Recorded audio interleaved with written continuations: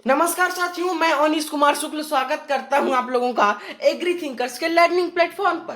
दोस्तों, आज की वीडियो बीएससी एग्रीकल्चर स्टूडेंट्स के लिए मोस्ट इंपॉर्टेंट होने वाली है, क्योंकि देखिए बीएससी एग्रीकल्चर में एक कोर्स पढ़ाया जाता है जिसका कोर्स टाइटल होता है introductory agro meteorology and climate change, परिचयात्मक कृषि मौसम विज्ञान एवं जलवायु विज्ञान। गोरखपुर यूनिवर्सिटी में ये फर्स्ट सेमेस्टर में पढ़ाया जाता है और सॉइल कंजर्वेशन यानी मृदा संरक्षण नाम के सब्जेक्ट के अंतर्गत आता है। हो सकता है आप यूनिवर्सिटी में दूसरे सब्जेक्ट के अंतर्गत हो या दूसरे सेमेस्टर में हो, अलग सेमेस्टर में हो, लेकिन जो सिलेबस होता है वो सारी यूनिवर्सिटीज का सेम होता है। तो चलिए इसका हम डिस्कस करते हैं। सबसे पहली गलती जो ज्यादातर स्टूडेंट्स करते हैं, जो मैंने भी किया था यहाँ पर इस सब्जेक्ट में, तो वो है इस सब्जेक्ट का जो कोर्स टाइटल ही लोग गलत कर देते हैं लिखने में। जैसे ये देखिए, यहाँ पर स्पेलिंग मिस्टेक है, ये भी स्पेलिंग मिस्टेक है। यहाँ पर मेट्रोलॉजी लिखा गया है, मेट्रोलॉजी, ठीक है, जो गलत है। मेट्रोलॉजी वो अलग ब्रांच है साइंस की, ठीक है, जिसका मतलब होता है साइंस ऑफ मेजरमेंट, उसमें माप का अध्ययन किया जाता है। लेकिन ये है मेटियोरोलॉजी यानी मौसम विज्ञान। स्पेलिंग, इसकी स्पेलिंग देखिए, ये है METEO, मेटियोरो हो गया। 1 सेकेंड, यहाँ पर देखिए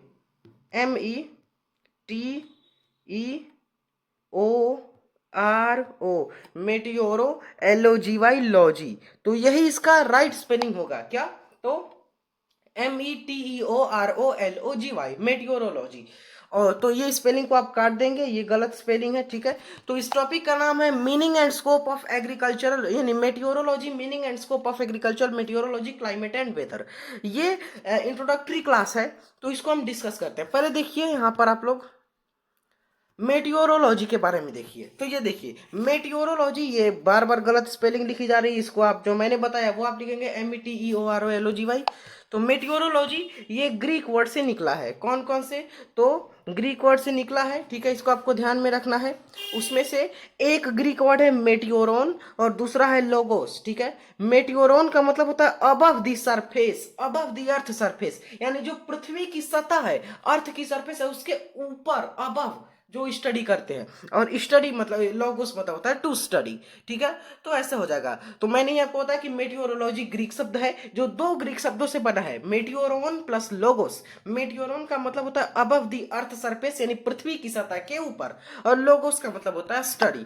तो इस प्रकार से अबव द अर्थ सरफेस, उसी को हम कहते हैं मेटियोरोलॉजी। यानी meteorology is the branch of science which deals with the study of above the earth surface। ऐसे आप बिना कुछ जाने इसका परिभाषा बता सकते हैं। देखिए, वायुमंडल या पृथ्वी की सतह के ऊपर प्लस अध्ययन, ठीक है, उसका स्टडी करते हैं, एटमॉस्फेयर का या अबव द सरफेस का। अब देखिए इसकी डिफिनेशन क्या लिखी हुई है। विज्ञान की वह शाखा यानी मेटियोरोलॉजी एक ब्रांच है साइंस की जो पृथ्वी की सतह के ऊपर या वायुमंडल बोल सकते हैं, उसका अध्ययन कराती है, मौसम विज्ञान कहलाती है।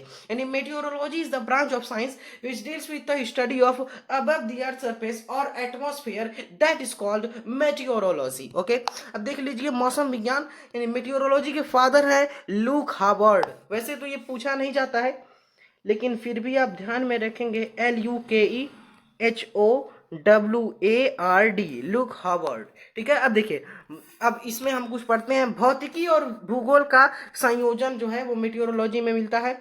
यह एक छोटे क्षेत्र पर, देखिए यह एक छोटे क्षेत्र पर एक अल्प अवधि के लिए इस्तेमाल होता है, एकल मौसम तत्वों के विश्लेषण से संबंधित है।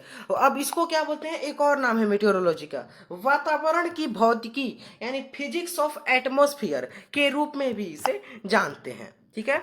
ये देखिए मैंने यहाँ पर एक फोटो लगाया हुआ है agro meteorology and climate change का।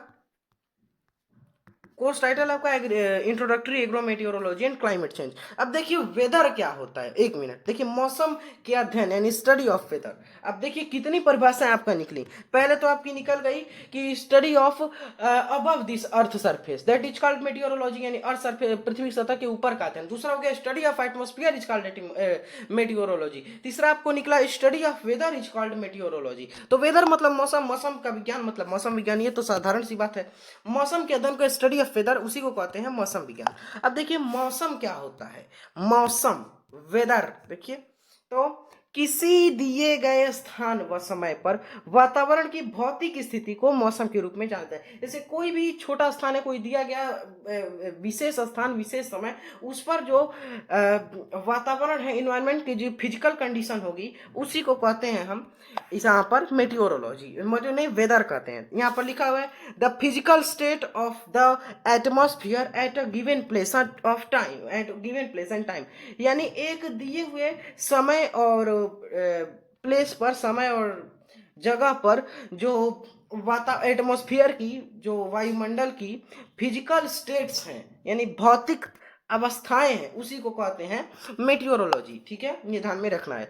मौसम विज्ञान अरबी शब्द मौसम से निकला है। किससे?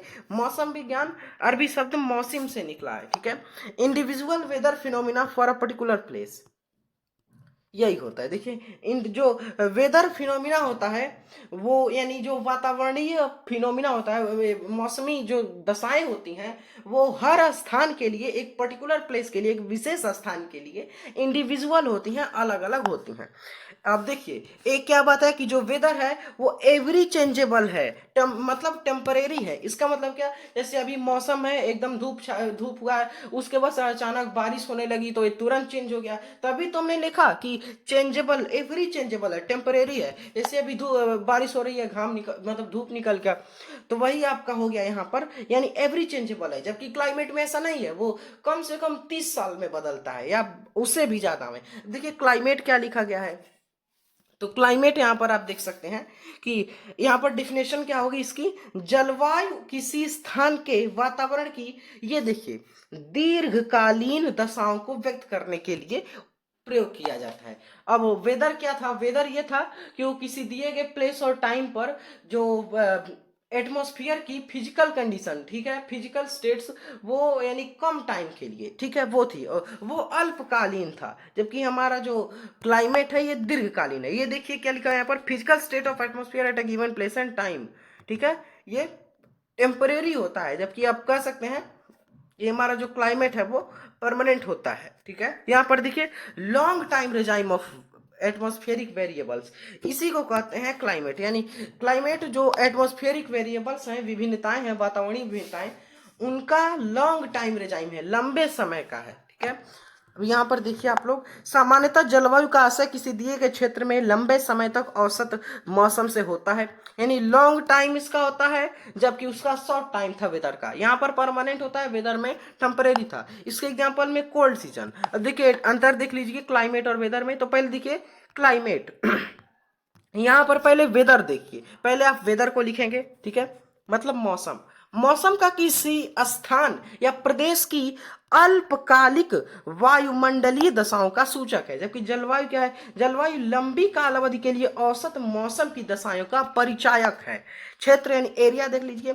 तो मौसम जो वेदर होता है, इसमें मौसम किसी स्थान विशेष की वायुमंडलीय दशाओं का प्रतिनिधित्व करता है। जबकि हमारा जो क्लाइमेट है, ये जलवायु एक विस्तृत प्रदेश की वायुमंडलीय दशाओं का प्रतिनिधित्व करता है। यानी हमारा ये अल्पकालीन होता है मौसम, दीर्घकालीन होता है जलवायु, और मौसम जो होता है ये छोटे टाइम समय, छोटे स्थान के लिए होता है, और जो हमारा क्षेत्र जलवायु है ये हमारा बहुत बड़े क्षेत्र के लिए होता है। मौसम देखिए टेम्परेरी से है, हमको बताया ही टेम्परेरी होता है, और क्लाइमेट हमारा ये मेनली स्थायी होता है, परमानेंट होता है।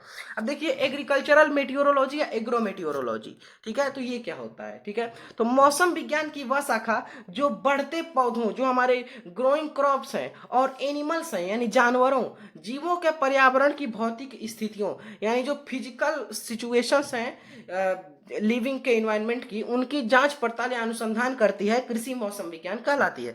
यानी बढ़ते मौसम, यहाँ देखिए मौसम विज्ञान की वह शाखा, यानी ये भी ब्रांच है मेटियोरोलॉजी की, मौसम विज्ञान की वह शाखा जो बढ़ते पौधों, जानवरों, पशुओं के जीवों की भौतिक स्थितियों की जांच पड़ताल कर अनुसंधान करती है, उसको कृषि मौसम विज्ञान कहते हैं। यानी physical condition of the atmosphere of growing plants और एनिमल, यानी जो ग्रोइंग प्लांट्स हैं, बढ़ते हुए वृद्धि कर रहे हमारे पौधे हैं, और एनिमल्स ऑर्गेनिज्म हैं, उनकी फिजिकल कंडीशन के एनवायरनमेंट की, उसकी स्टडी, यानी physical condition of the environment of growing plant और एनिमल्स। ठीक है, ये है आपका।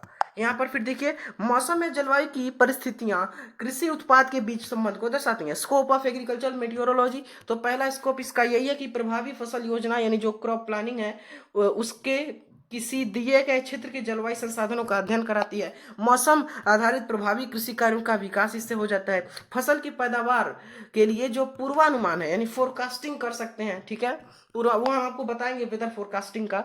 फसल व मौसम के संबंधों का अध्ययन कराता है। प्रौद्योगिकी का प्रभावी और तेज हस्तांतरण होता है। तो ये यहाँ पर क्लास आपका समाप्त होता है।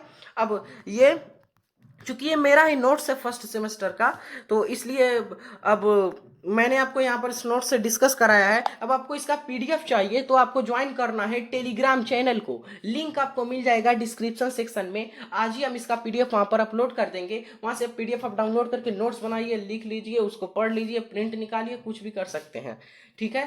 तो अब ऐसे ही वीडियोस के लिए, ऐसे ही नॉलेजेबल क्लास के लिए आपको सब्सक्राइब करना है, ज्वाइन करना है एग्री थिंकर्स को, ठीक है।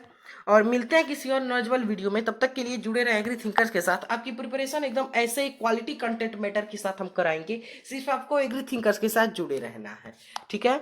तो किसी और चैनल पर आपको भटकने की जरूरत नहीं पड़ेगी। मिलते हैं नेक्स्ट वीडियो में। Thanks for watching, take care, have a nice day.